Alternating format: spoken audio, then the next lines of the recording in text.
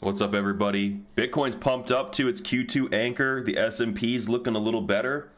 Man, let's see if it's a hopeful day, or at least a hopeful week. Let's see what we can get. But we're gonna dive into this analysis. I'll be back in a couple minutes. Get situated, get your drinks, and let's make it another good one.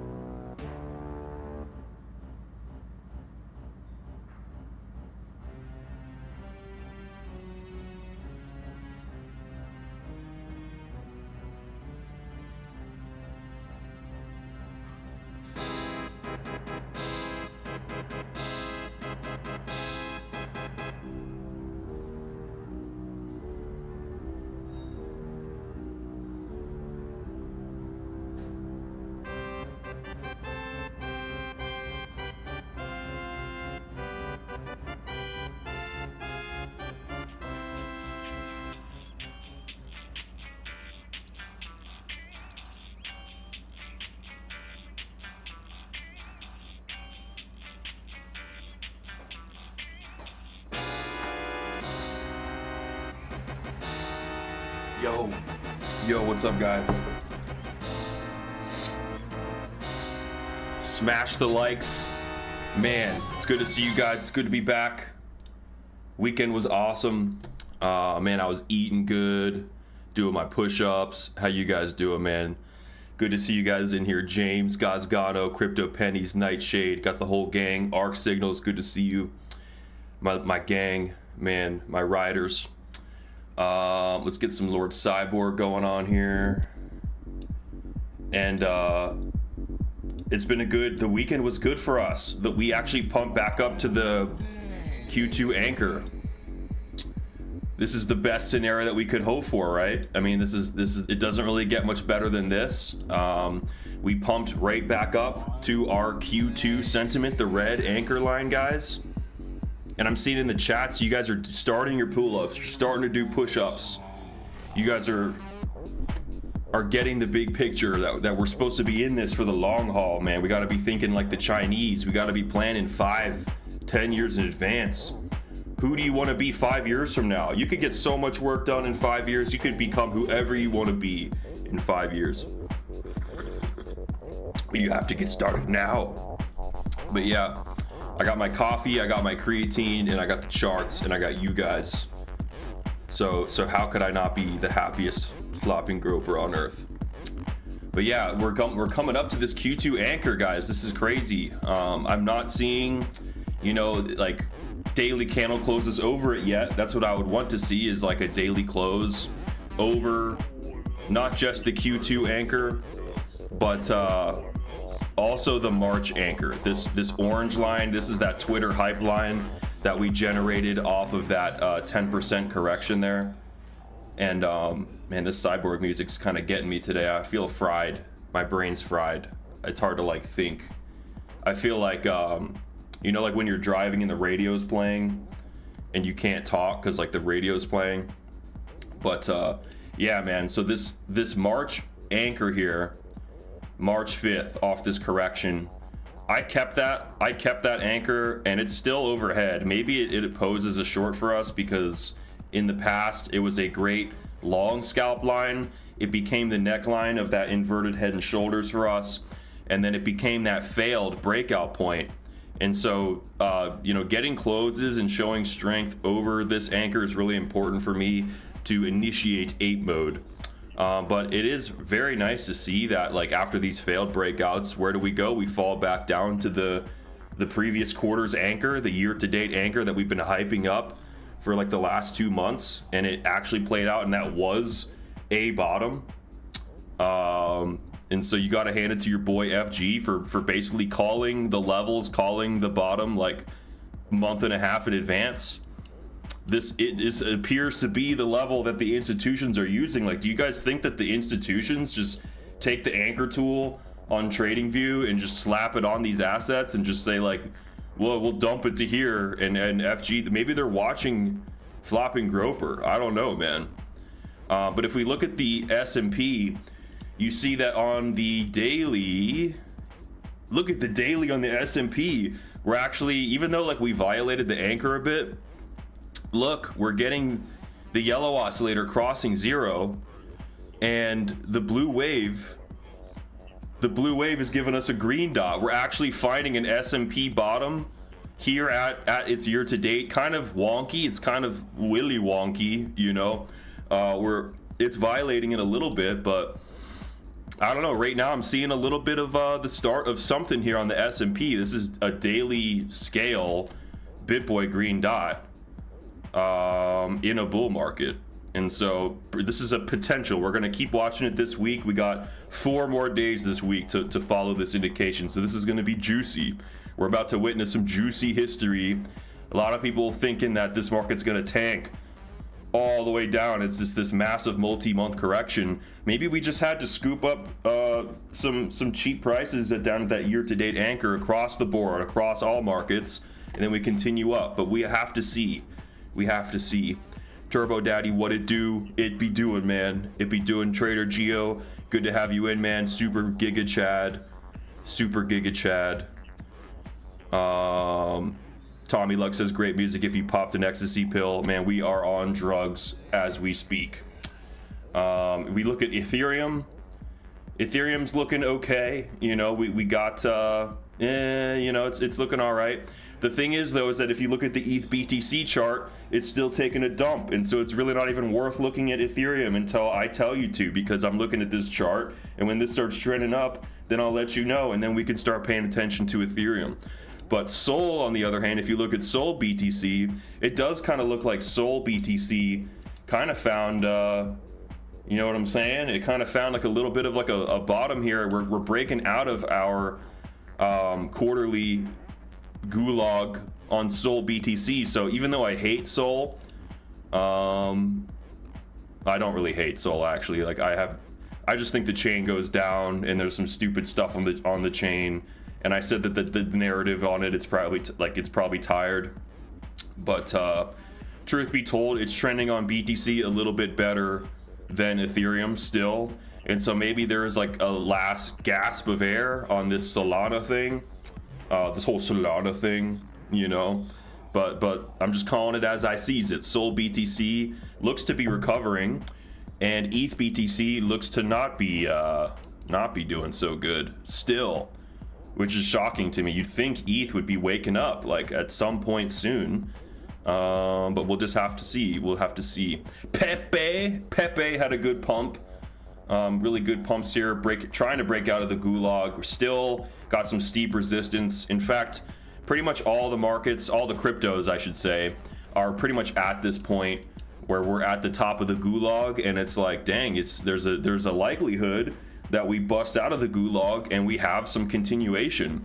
If we look at Bitcoin's overall pattern here, you've got just a textbook preschool trading 101 bull flag. I mean, it looks bullish, and the target on this is stupid. So if we do get some daily candle closes above, you know, the March anchor and the Q2 anchor, this all of a sudden starts to look actually pretty nuts. That being said, we are at that steep resistance, so who knows, man. If I look at the weekly, you know, I say not to count out waves and price action when these waves are over the 60 line, and it does kind of seem to be like trying to save, like we're trying to get saved at the 60 line. So FG's like my process of discerning whether the bull market's over or not is being stretched. I've been brought to the brink where my rule that I've set for myself, if this line slips under 60, like there's a high likelihood that the run is over for the time being. Now it looks like we're getting saved at this level, so by the skin of my balls, who knows if I'm right, bro? Who knows if this is the bottom and we get saved here and we stay in that runaway train mode in the market, and that would be kind of just like the angels coming down from heaven and saving us in the last moment. Not a place that I really want to be. You know, I hate being at this point where one bad week spells the end of the run in my mind, you know, but I'm going to keep following it. And, you know, if this does slip below, that is a concerning sign for us, but it does look like this week, if we can close higher, if we can put some good work in this week, this actually could turn around. We may even get a green dot, which would be a godsend. The RSIs are still strong. The yellow oscillator is trying to aim up, and the money flow is still green. It's just we are right here on the brink, so things could change, especially since we're still in the gulag. And so if Q2 ends up posing more of a threat to us, then and I mean, I do see there is some hidden bearish div. You know, like if these waves start to top out on us, we're at a lower high, but the momentum is higher despite the price being lower, basically right there. So, you know, there's something brooding here where we could get a short at these levels. This is probably like a golden retracement level too. So if I take the golden retrace and I go from that top to that bottom, we've got a golden retracement short opportunity at 67786, which is right about at that anchor. So there's a lot of confluence, a lot of spider webs, basically where we're at now. So be cautious. I would say be cautious. But this week, hopefully we can dispel that, or at least get that short playing out for us, and then see some recovery and hopefully Bitcoin sees ultimate recovery over the Q2 anchor, and April could even end up being a good month for Bitcoin. If we look at the monthly, you know, right now we're dancing with this being the first red candle in a while. We actually kind of want to stay down here. We want to get that red candle so we can get more green candles, to be honest. But I mean, we'll have to see. Monthly wave still looking you know, a little bit pinched. We want this to open back up. We want that light blue wave to open back up. We want the yellow oscillator to aim back up. We don't really want to see the pinching in the descending yellow oscillator here, because the RSI just got started, you know. So this monthly, it's only looking pinched because of what we see currently. It's a little too early to call anything off of this current monthly candle, because we still got some time left in the month. But yeah, the 2 weeks still looking concerning with that red dot and the yellow oscillator crossing down.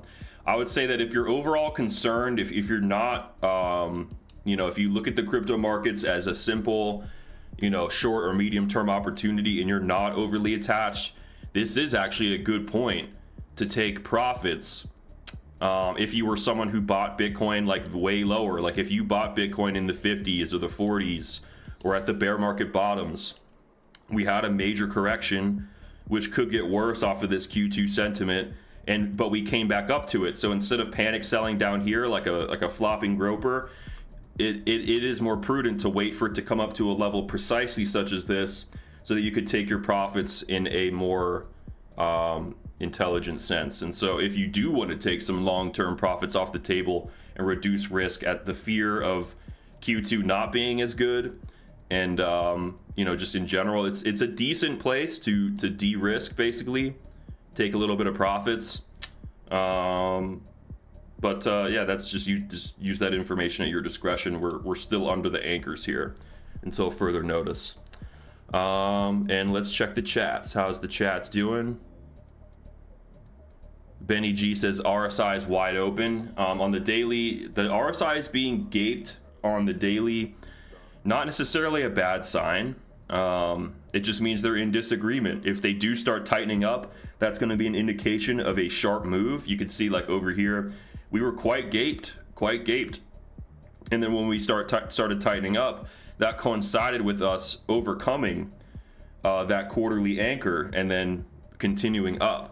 And so we may see something similar. We may see us overcoming this red anchor here that generated at the start of Q2, and we may see the RSIs tightening up again for another run. So that is definitely in the cards.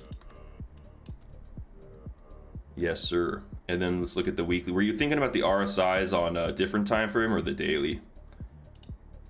Hopefully you meant the daily, bro. Yeah, but RSIs being gaped isn't necessarily good or bad. It's just a lack of confluence. Once they can join, like congeal twins, then you know, it's more agreement. I've seen sharper moves happen when they tighten up. Yeah. I'm looking at the dollar. Dollar's looking a little tired, a little bit divergent. Not much else to say there. We're at so far a lower high on the 2-day. Yeah, overall in kind of a downtrend on this weekly structure here. But who knows? It does look a little topped out, and like it looks like we're getting reduced wave size here. But we'll see. We'll be following that. If we look at the NASDAQ, NASDAQ has been struggling with its year-to-date anchor. I believe that's this line here. Yeah, so the NASDAQ has been struggling with its year-to-date anchor, and we slipped substantially below. But finally, just like the S&P, it does seem to be trying to round out and trying to find a bottom here. So we'll be following the NASDAQ this week as well. And then we'll just look at some key alts here. What alts do you guys want me to look at? Type in the chat. Any altcoins you want me to look at?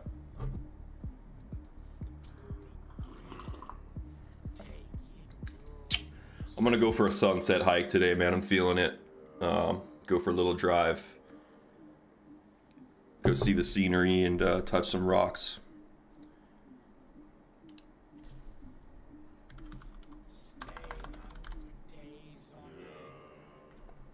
All right, we'll look at ICP real quick.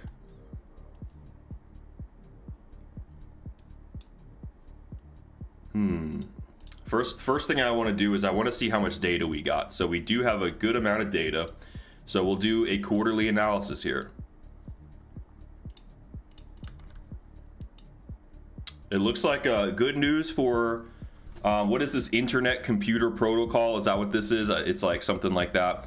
Yeah, man, this we do seem to have pumped from some long-term quarterly sentiments all the way up past the year to date, and now we're back above the Q2 sentiment.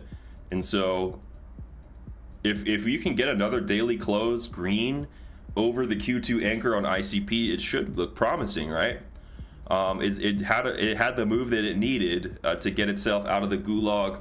Could be a short here. We could not be out of there yet. Could get Buzz Lightyeared, but it's the start of something good, hopefully. So I'm sure this is looking better than most coins, because for us to pump past the Q2 anchor, any coin over its Q2 anchor is going to be very promising right now, because that would indicate that it's going to have a good Q2. What's LUNC? What is LUNC? What coin is that? We'll take a look at it here.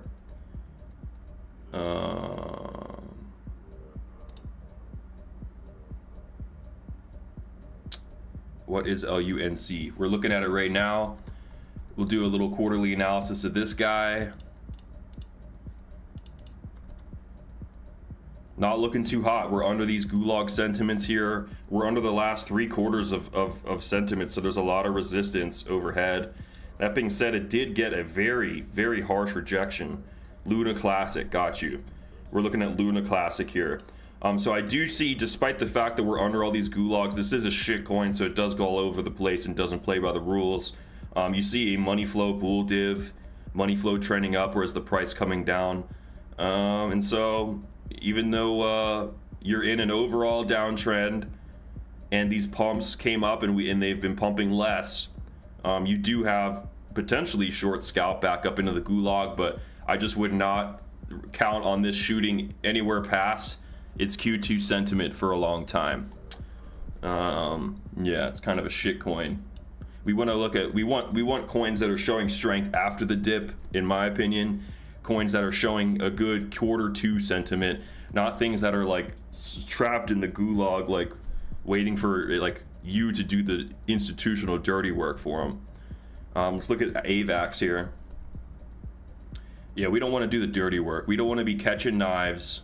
Let the whales catch the knives on these shit coins, man. We want to just ride them up a little bit and get out of them, get back into Bitcoin and projects that matter. That's my approach. Every time I bought a shit coin and just held on to it, someone sold and I got rug pulled. So like, you make money with alts and then you rotate back, you rotate out.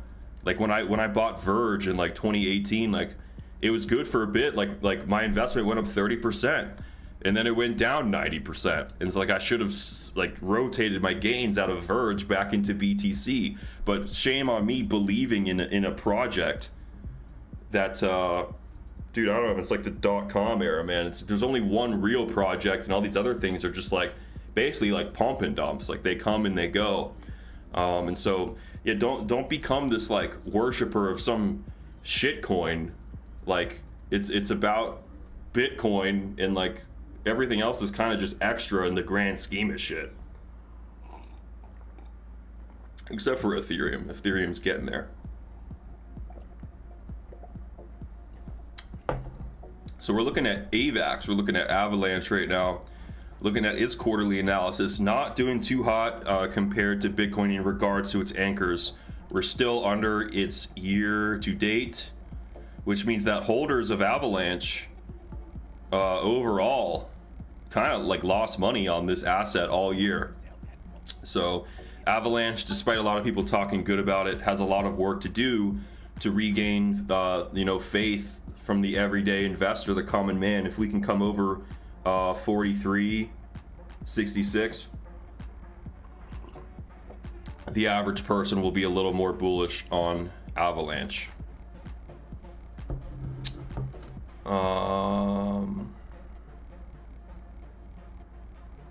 Okay, we'll look at QTUM. Seeing a good, first of all, I see a good green dot here on the daily. I see the yellow oscillator crossing up, but we'll do a 3-month analysis of this guy. I love these quarterly analyses. It really tells the big picture. Looks like we're getting a bounce off of the Q4 of last year. Substantial. That's a good bounce point to have. I believe it will bounce from this point, and we're gonna probably test these sentiments up here before probably going down lower. Yeah, it's just, look at the descending Q2 anchor just really pushing us down. So even if there's like some short scalping, or sorry, long scalping going on off the Q4 of 2023 anchor, ultimately our year to date and our Q2 anchor are going to be pushing this thing down a lot. And it's going to be a rough road ahead until we can get over that Q2 anchor. Tommy Luck says April, May walk away still in the card. I think it is still in the cards. That being said, like, you know, like the next 45 weeks, or like the 45 to 75 weeks are going to be bullish for cryptos. I just think that we could get another major correction in May, but who knows? Maybe they just run this shit up because it's an election year. They're not going to let poopy pants Joe Biden look bad, so they just run it up, and it just plays by the script. And there's just so many people that are asleep that the script can just go on, and it doesn't matter that we know about it and that we profit off of it, because there's enough people that aren't profiting off of it. So who knows, man? Maybe the script just keeps going, and the fantasy world just keeps happening. But you know, typically April is a really great month for Bitcoin. It's like the anniversary of the Titanic. It's springtime, halvenings, like the halvening was here, and like April is like apparently like 70% of the time April's a good month for Bitcoin, and this April's been kind of meh.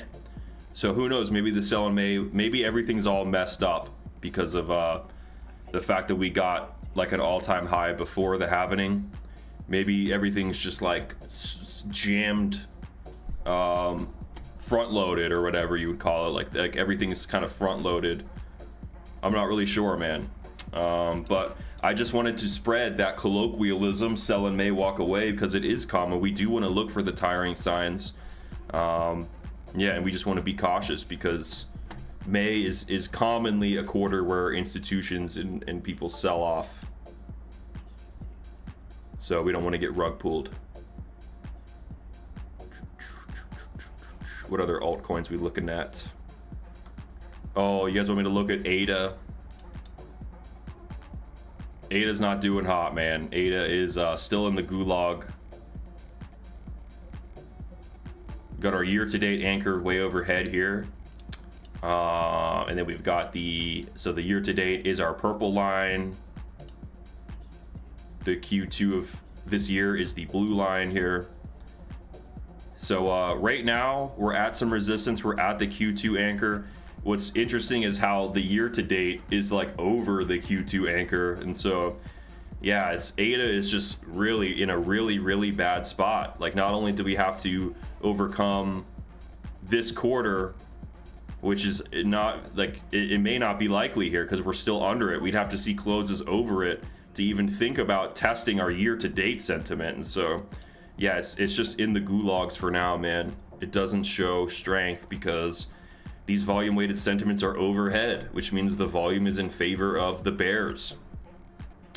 We don't really want to just be longing assets where the volume is trending to the downside. It seems like a recipe to knife catch and get screwed and get entombed by a shit market. We want to buy strength. So yeah, ADA continues to be a shitter, and I feel really bad for the people who have made ADA like their whole life and their whole meaning for life, when like the crypto space is Bitcoin, you know. Like you can always fall back on being a Bitcoin guy, but the moment you like devote your whole life to one shitcoin, that sucks, because yeah, it's people rotate all their profits out of this shit, and then you're left just like a believer, which kind of makes you look like a fool, even though you may be like totally justified. It may be an amazing project making really good promises. It's just like you gotta follow the money, man. Let's look at the Pepe again. We looked at Pepe already, but Pepe's looking better than a lot of coins. Not only is it nice and volatile, so lots of profits can be made within this gulag, but it looks like we are at let's see. It looks like I put an anchor at this high here. Let's do a quarterly analysis of the Pepe, which will be funny because these candles are nuts.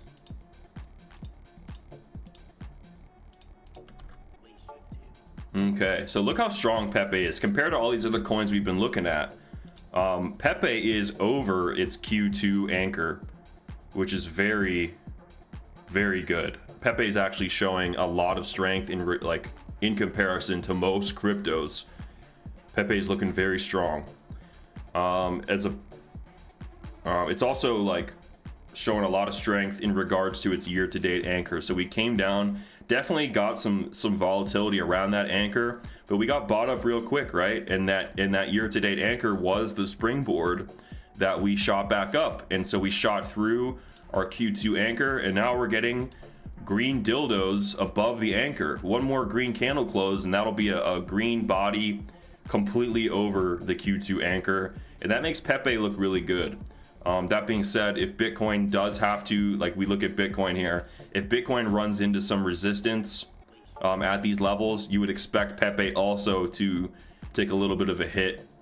But Pepe so far is actually looking better than most cryptos. In fact,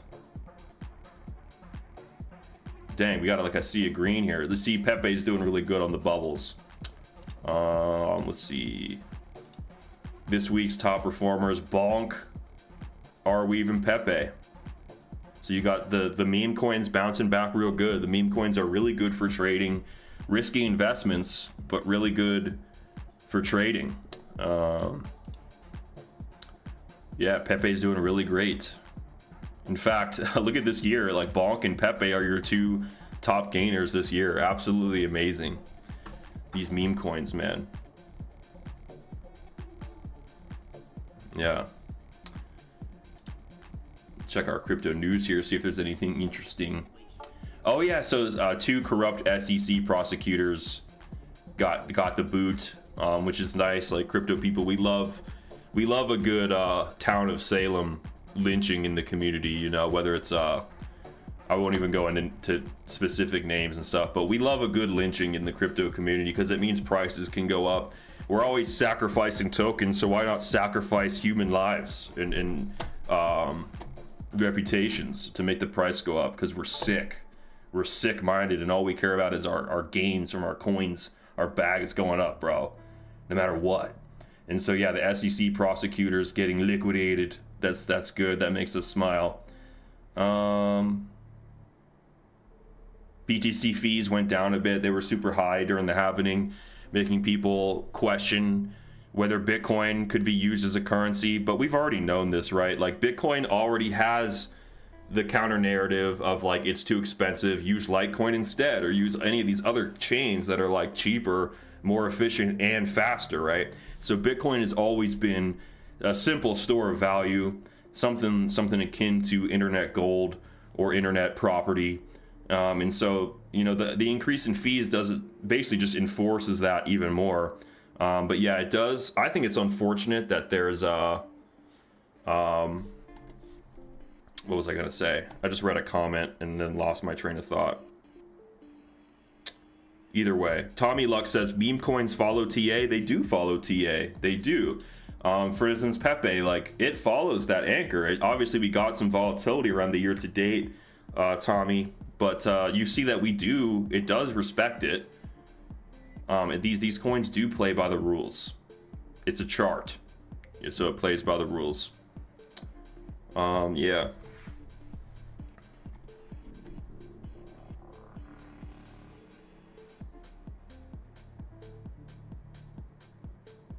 I guess Shiba Inu's got some stuff going on with it. Yeah. So we got a couple events going on in the next couple weeks. So first of all, it's fight week for our boy Mike Perry. So make sure you check out the BKFC event, Knucklemania 4. Go ahead and check this out and support our boy. You'll see our company logo. He'll be repping our community on his shorts in the ring, going against Alves here. And then we also got the Moon Party, which I will be attending with our boy Crown Chakra. You see Crown right there on the right. So that'll be in Vegas live May 3rd to May 5th. You're going to have pool parties. Tickets are only $40. If you're in the area, come say hi. So that'll be fun. And yeah, man, what else is going on right now, man? That's pretty much it. Like, I came out, did my update.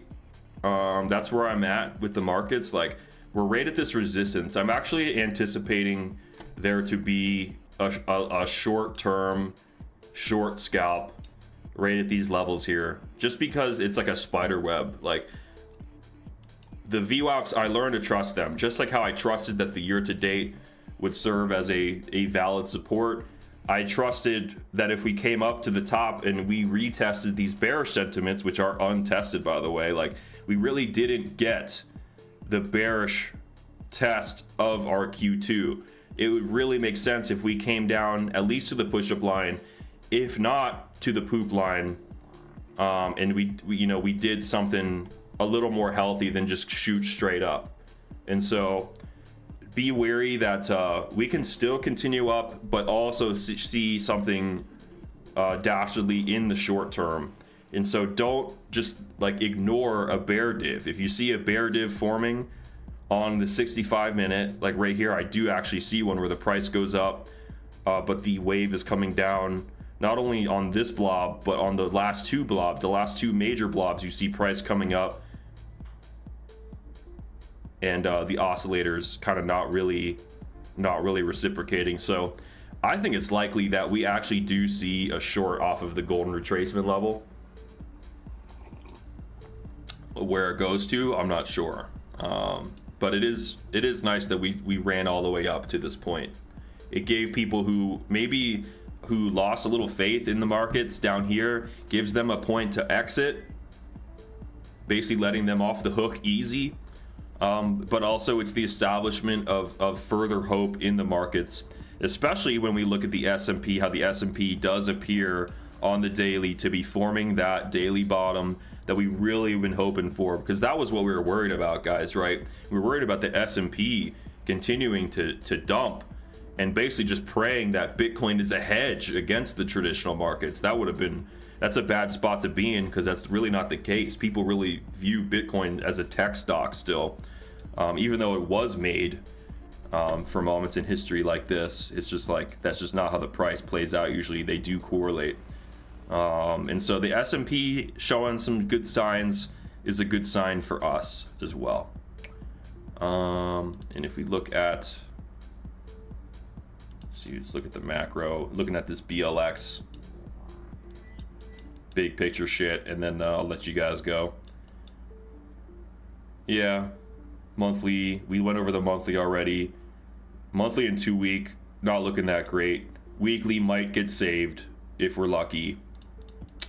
Daily so far looking good for us. The daily is really pulling through for us right now. And we do have this bull flag formation, so the pattern is bullish, the daily is bullish. We definitely had a grassroots, like, foundational move that bubbled up from the short time frames down at this year-to-date anchor. Our big time frames did not have our back down here, so it gave me the sense of like institutional dirty work being done down here, because the big time frames just simply didn't have our back. But if we can pump up over these anchors, start breaking out of this channel, bullishly in the next couple, I guess, week or 2 weeks or something, that would flip our big time frames bullish again, I believe. So yeah, man. Oh, you want me to look at Tesla real quick? I'll look at Tesla.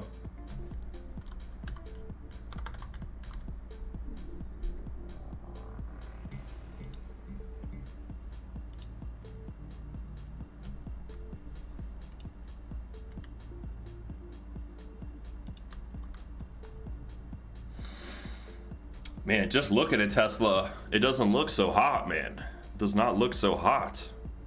We look at a quarterly analysis though, which is going to be mostly a bunch of bearish VWAPs. This is man, you do not want to buy Tesla right now, guys. I'm telling you, this is knife catch shit. Look at these descending anchors, guys. Just remember everything I taught you about if an anchor is sloped down, just be weary what that does to the price. These anchors are all sloped down, price is below. Sure, you could catch a long, you know, at here. You could, sure, maybe you could catch a long scalp up here, but is it really worth it, man? This is a market that you actually want to short currently. Maybe not at this level, but if we come up to these anchors in the future, it's like Tesla's just not doing good, man. Tesla's not doing good. Any last minute charts you guys want me to look at before I sign off?